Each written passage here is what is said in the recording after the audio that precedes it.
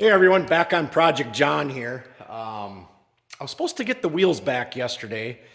It was a very disappointing phone call when they called me and said they had an issue with one of the rear wheels. And I said, well, what was the issue? And they said, well, there was a dry spot in the wheels. After they powder coated them, they baked them, they said there was a dry spot.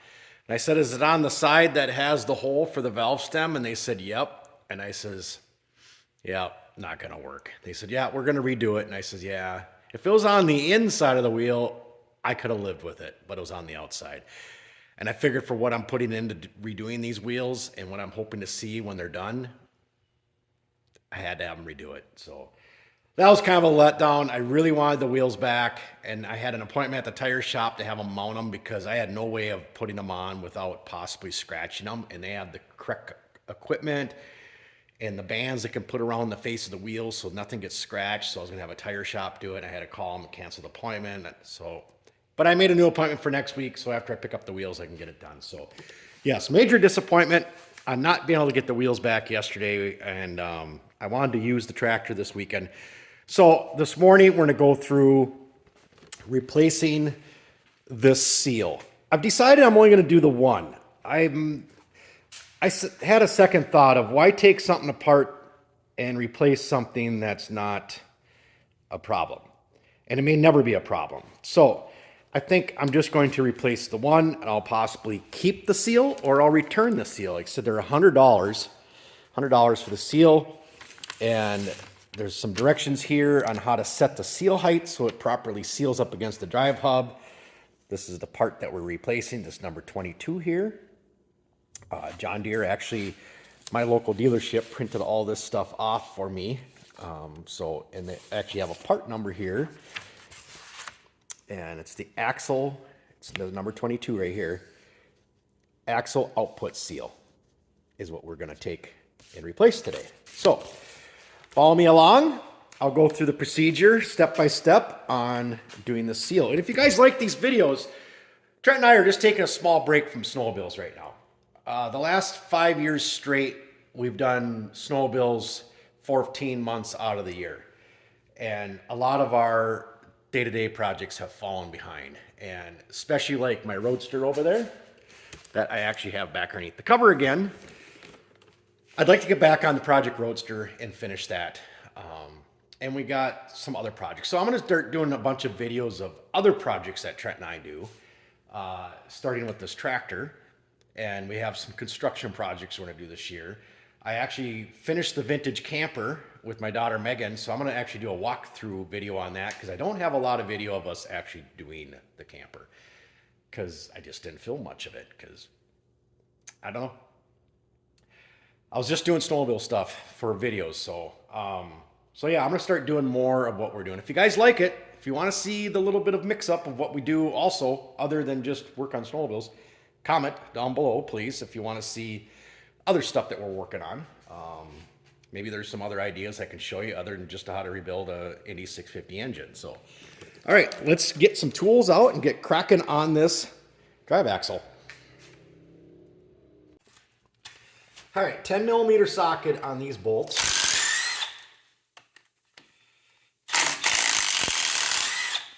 One thing you always got to remember about a John Deere, at least in the compact tractors I'm aware of, almost everything is metric on them. Let me get a drain pan.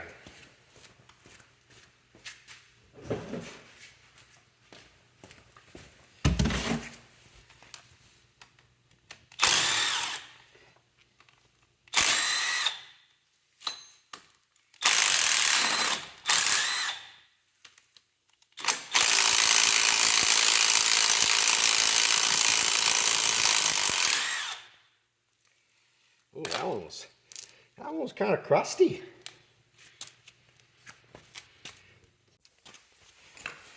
The one video I watched on how to do this, he just got in here with a hammer and chisel and then just started working this hub out. I think I'm going to go after the air hammer and maybe save a couple swings. So let's see what happens here. Oh, look at that. It's opening up.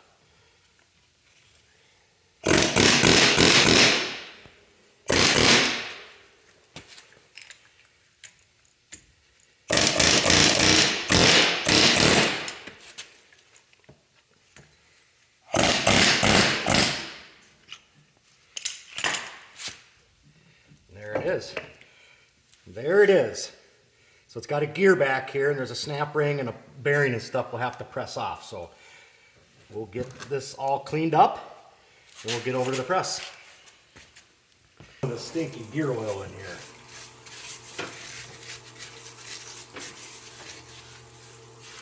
Yes.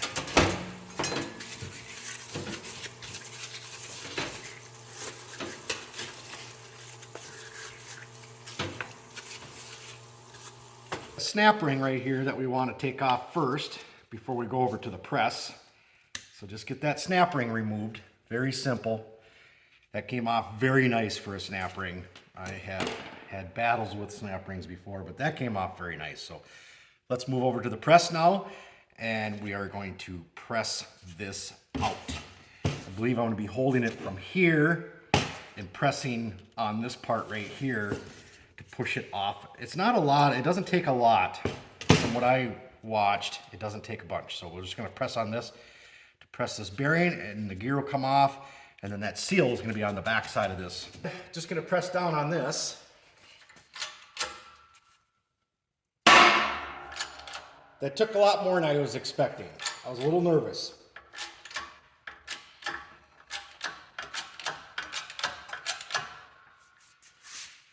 Okay, so now I need to block up. I ran out of room to keep pressing it out. So let me get this block back up a little bit higher. Another set of hands trying to get this in here would be ideal. There we go. That's what we wanted. So that came out and dropped onto the press bed exactly how I wanted it to. Yeah, trying to hold everything in place was definitely not an easy task. So everything's free now.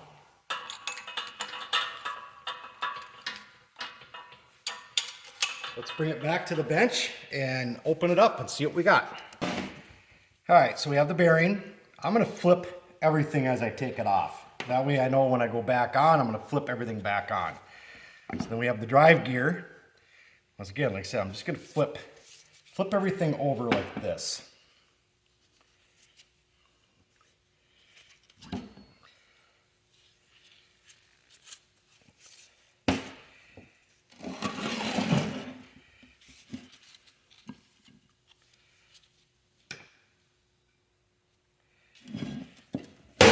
So here's the seal we're trying to replace right here.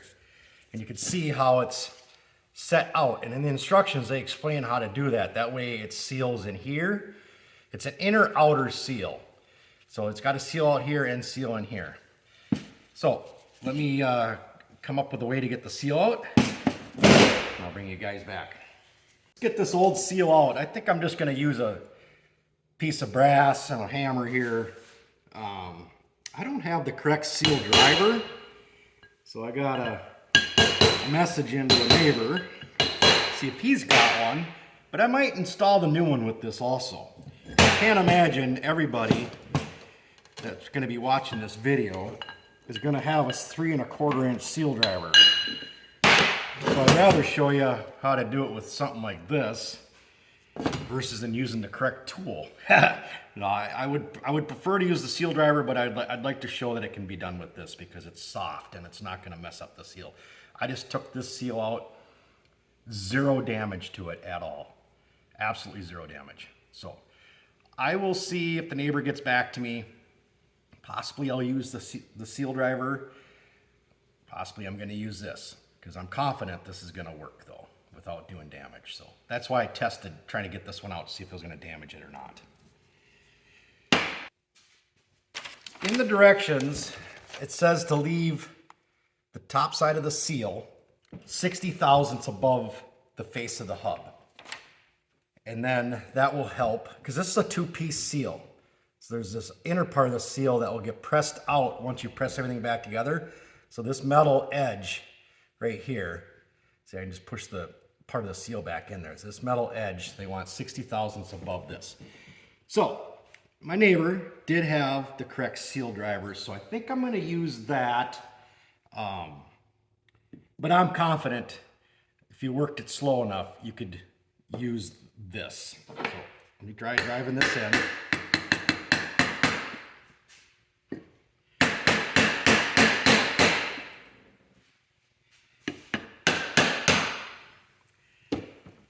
In fact, I'm going to use it just to square things up.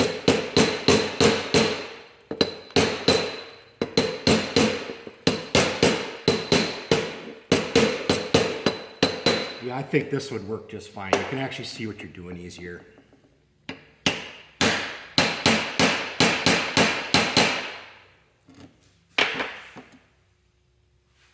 So I set my caliper 60 thousandths. Oh, I got a long ways to go.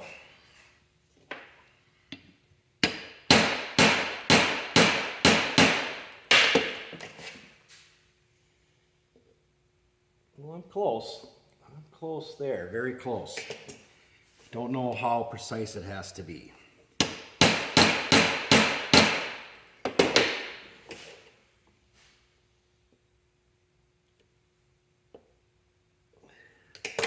A little on this side.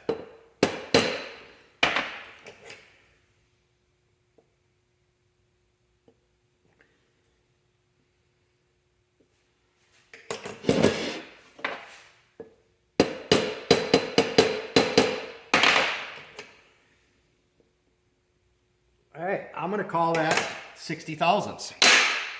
So now we just have to reassemble everything. I think I'm going to put a little white lithium on this seal here. I don't know if you absolutely have to, but I don't think it'll hurt.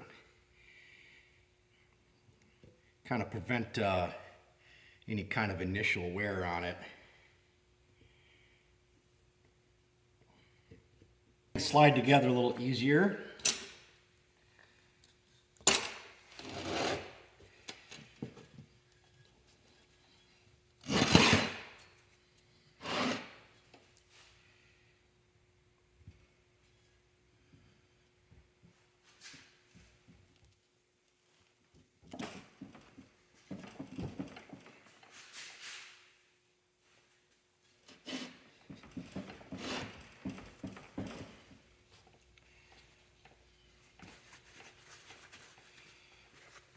Kind of wiping things off here a little bit.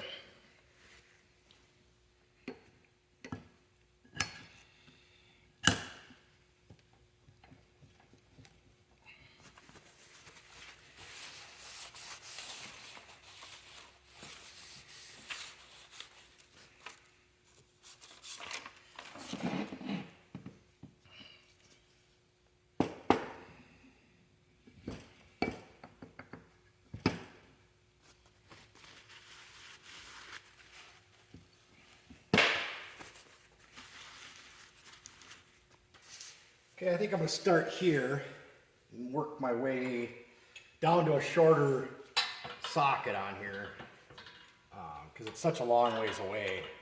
So I'm going to have to reposition this press after this first pressing, I think. Get as far as I can.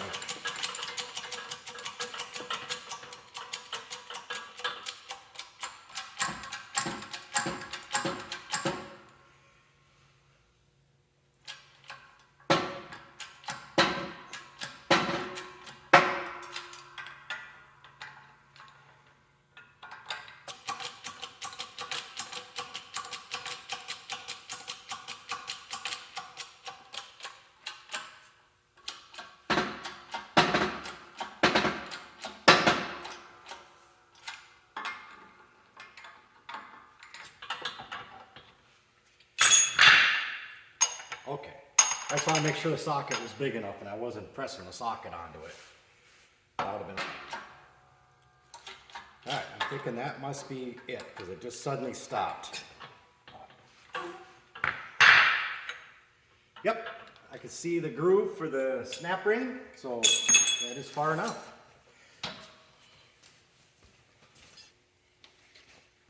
Okay, we'll get the snap ring back on and I'm going to put a very thin coat of this oil and fuel resistant gasket maker. I use it on all the cases on the snowmobile engines too.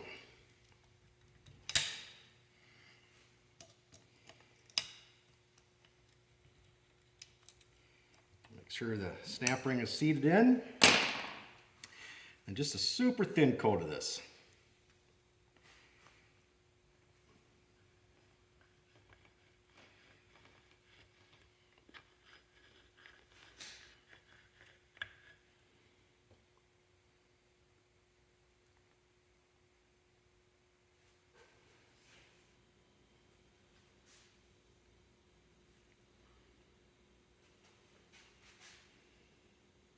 install it.